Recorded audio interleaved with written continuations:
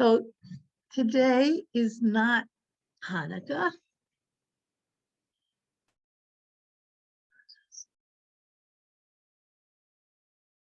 But I'm going to light the first candle. Hanukkah begins next Sunday. I feel a little bit like this is sacrilege, but I'm going to light the first candle. And we do it from left to right. So from my left.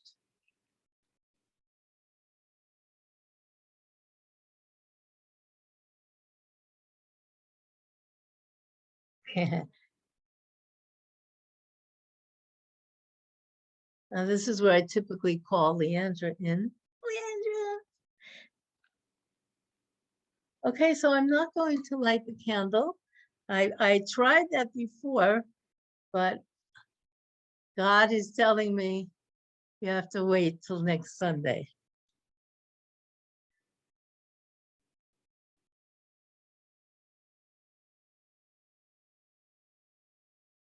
But I'm going to read the prayer that goes with lighting the candles.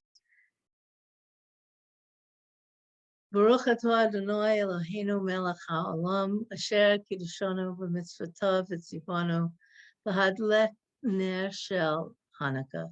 Amen. Blessed are you, Lord our God, sovereign of the universe, who has sanctified us with his commandments and commanded us to light the lights of Hanukkah. Our rabbis taught the rule of Hanukkah. On the first day, one candle is lit, and thereafter they are progressively increased, because we increase in sanctity, but do not reduce. And that is from the Babylonian Talmud. So happy Hanukkah, week early.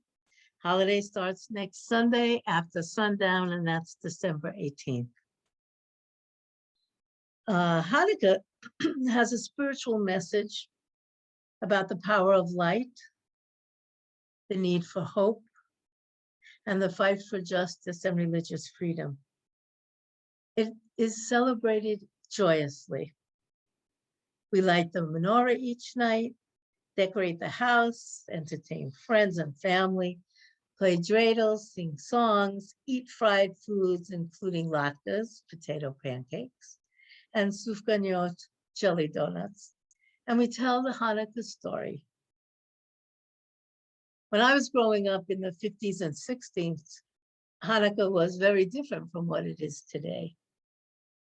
My family didn't do any of these things. Well, except eat latkes. And we lit the menorah.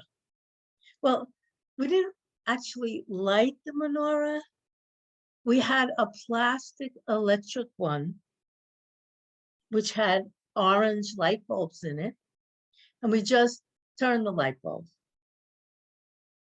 And then we put that in the window, which is one of the commandments. You put it in the window, partly for everyone to know that this is a Jewish home, and partly for something else I will tell you in a minute. Well, none of my friends had Christmas trees or Hanukkah bushes.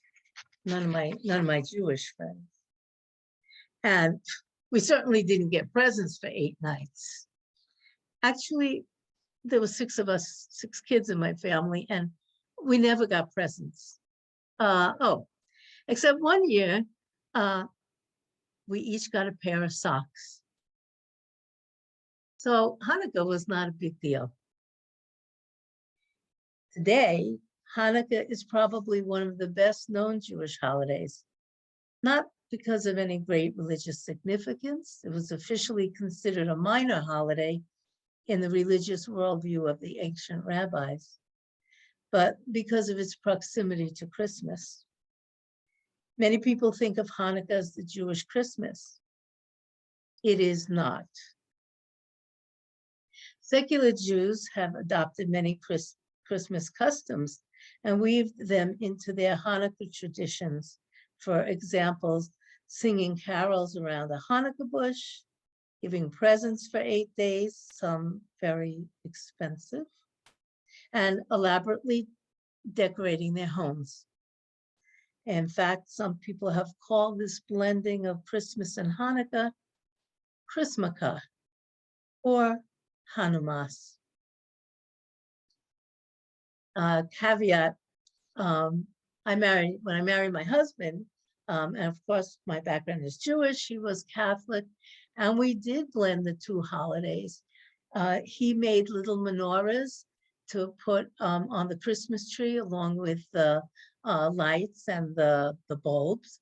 And he made out of styrofoam and aluminum a big Jewish star, Star of David, to put on top of the Christmas tree.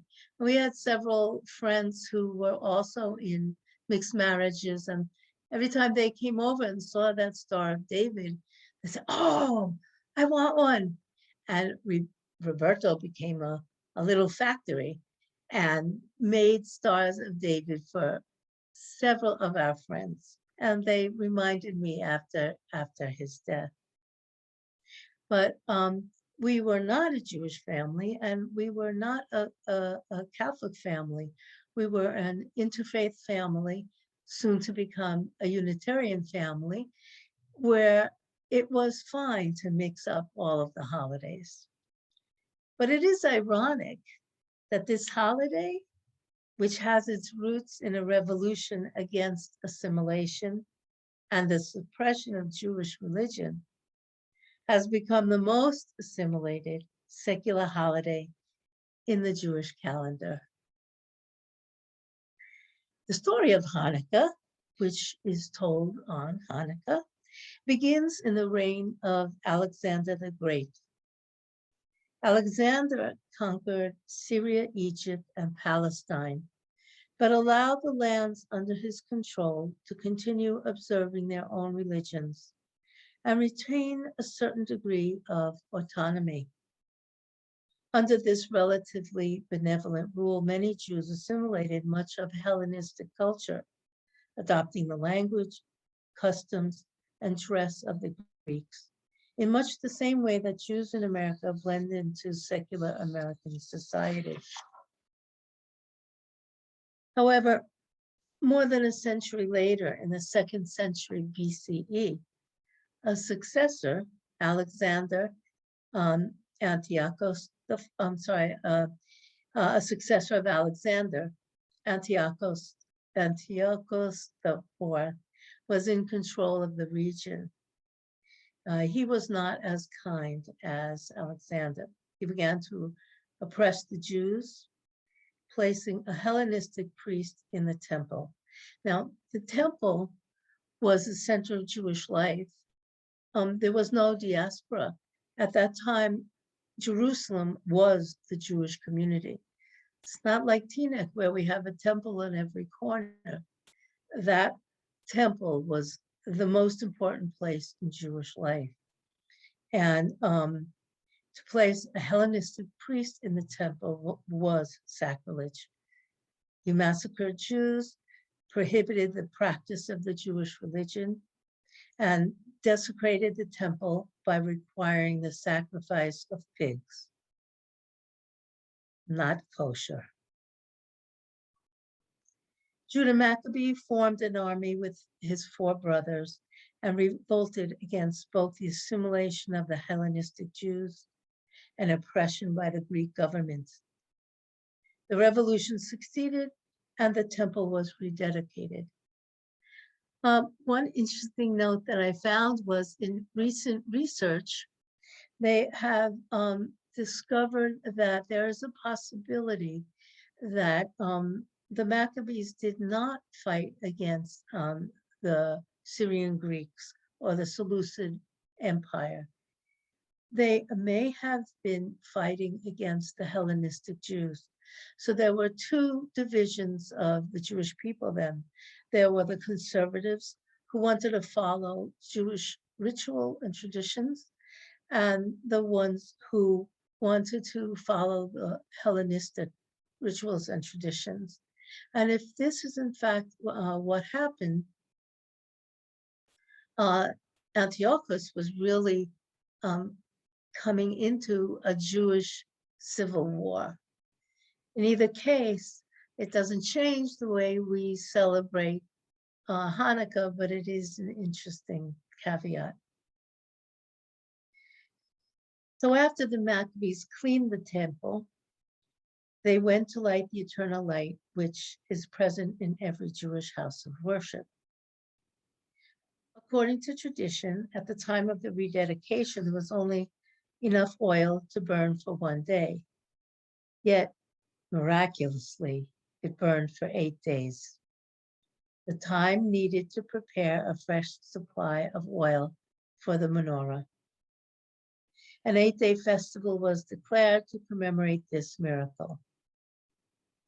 Note that the holiday commemorates the miracle of the oil, not the military victory. According to the religion, Jews do not glorify war. Something else I learned that was interesting in my research, that this may not be a true story. It was written 400 years. The Jewish leadership created this story 400 years after the Maccabees freed the temple.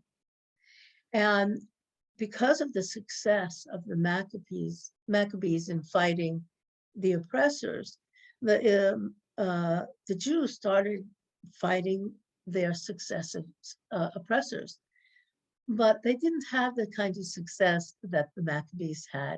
And in fact, the last time they went against an oppressor was the Romans, and they were badly defeated. And the Jewish leadership did not want the Jewish people to be focused on these military successes or failures.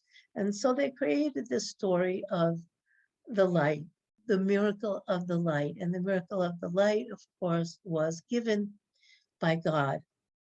And the 8 days actually was that the holiday of Sukkot, which is 8 days, was not able to be celebrated that year. It usually comes at the end of the harvest in around September, October, September, October. It was not able to be celebrated that year because the temple was being held by the Greeks. So it was Hanukkah became a kind of late day Sukkot. And of course, because Sukkot was 8 days, Hanukkah became 8 days. But that is not what we remember today. We remember the miracle of the light. Hanukkah is called the Festival of Lights. And light is an important symbol in the holiday and in Judaism itself. In the glow of the Hanukkah lights, we can find a path to the divine light and to the best in ourselves. The menorah reminds us of the miracle that no matter how dark life may be, there remains a source of light deep inside us. The light in our souls reflects and refracts the light from God.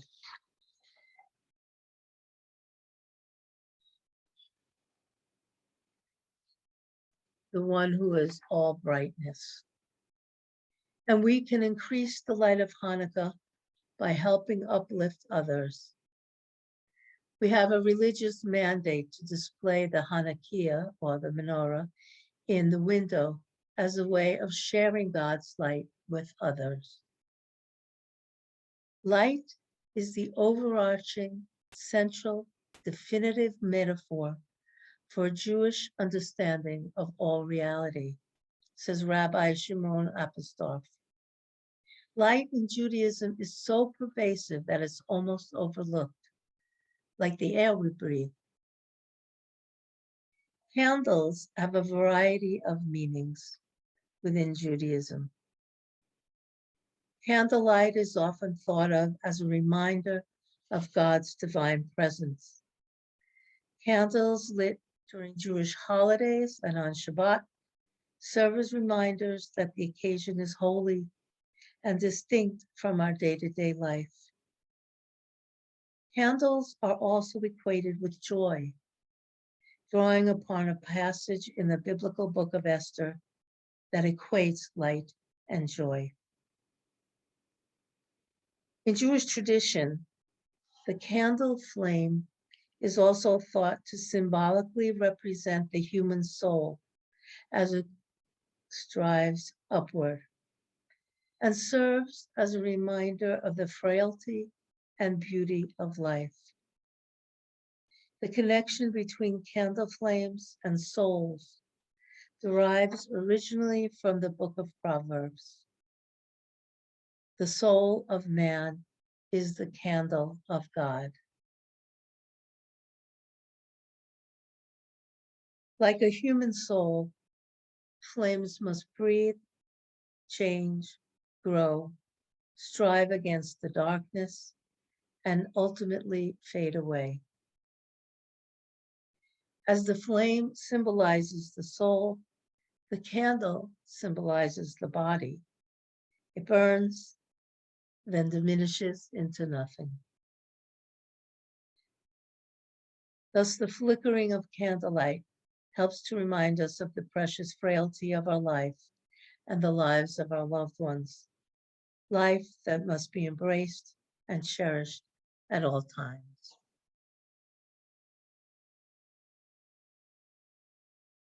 In Jewish mysticism, the primordial light is synonymous with God. A more familiar image from the Zohar, the book of Jewish mysticism, involves the overwhelming energy of God's light shattering the vessel that held it and scattering into countless holy sparks that spread throughout the universe. The mystical tradition of raising the holy sparks refers to the Jewish mandate of tikkun olam, which means repairing the world. Hanukkah has an important message for the world, especially today. For good reasons, people can feel like the world is a dark place and sometimes getting darker. Scary times that we're living in. But one good deed is like the light of a single Hanukkah candle, making everything visible in a pitch black room. Discovering our inner light and finding ways to manifest it can have a much more profound impact on ourselves and on the world around us than we generally realize.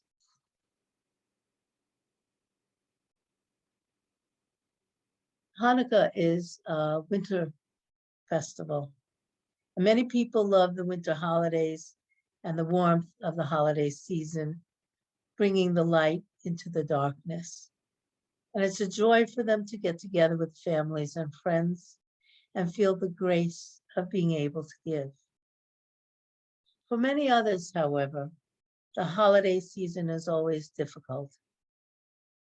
The holiday season can be overwhelmingly busy and stressful with parties and the annual storm of commercials, department store deals, and internet discounts calling us to shop and drop. But for many others, the Hallmark presentations and relentless Christmas carols informing us that this is the best time of year can be sad and depressing reminders of what we have lost or never had. However, in the midst of darkness, there's always light. In this season of diminishing light, we may need or want to slow down and find our own inner light.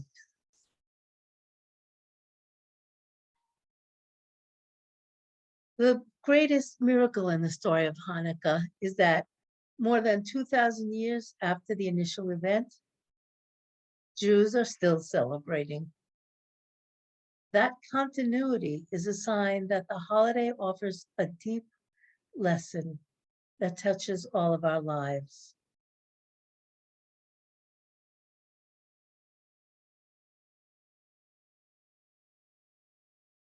There are many people, Holocaust survivors, refugees who fled oppression, people plagued with illness and others to whom life has dealt cruel blows.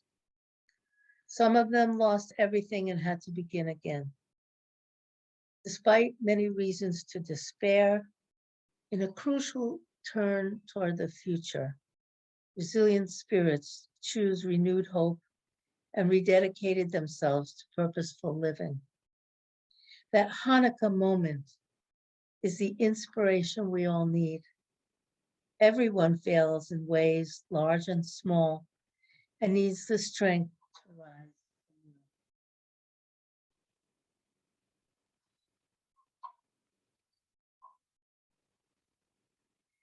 The Hanukkah lights have been kindled in millions of homes over thousands of years. It was not always easy. Already in the Talmud, there are provisions for lighting secretly in times of persecution. But the Jewish commitment to publicizing the miracle of rededication endured. The late Rabbi Hugo Grin was a child in Auschwitz.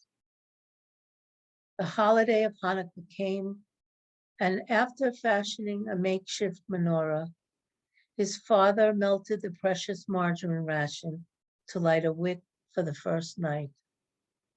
The young Hugo, outraged, protested to his father. How could he use the food which sustained them in the midst of such horror just to observe the holiday? Many years later, Rabbi Grin said that at that moment, his father spoke words he never forgot. His father said,